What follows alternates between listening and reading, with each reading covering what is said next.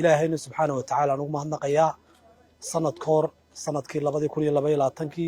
أيين وسير ريكين deegaanka magaalada Beelgobol ee xarunta gobolka Hawd aan dhagax dhignay maalinta wasiir Cali sidii aad xasuusato dadka deegaanku shaki bay qabeen waxa la biyo la gaari maayo dad kale khubaro injineer biyina waxa la biyo la gaari maayo laakiin cid kale ma hadmalay Ilaahay baa mahadle Ilaahay baa nagu astray subxaanahu wa ta'ala dadka deegaankuna waa inay Ilaahay subxaanahu wa ta'ala ay ugu mahad celiyaan biyaha heleen markaad hesho waxaad hesho markaad Ilaahay ugu mahad celiso Ilaahay subxaanahu wa ta'ala uu ku sii kordhinayaa biyaha sida injineerku uu sheegay saacadii 13 mitir kiyubig ayuu soo saarayaa oo u dhiganta qiyaastii 70 foosto dhowdhow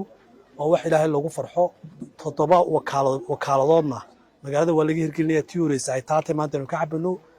waxa wasiir maanta ayna meeshaan ka shaqada xasadaayo noo dhiman insha Allah ta'ala in xaafadahana aan biyaha gelino dadku dabeedna labada gamcoodba ay ku maydhaan xoolina inoo cabaan waxa kale oo saaka isla aynu soo kormeernay wasiir dhaamkii weynaa ee qodanay ee miisaaniyadda qaranka laga hirgeliyay dhaamka iyo riigaba ceelka dheerba isaguna wuxuu qaadayaa 450,000 oo foosto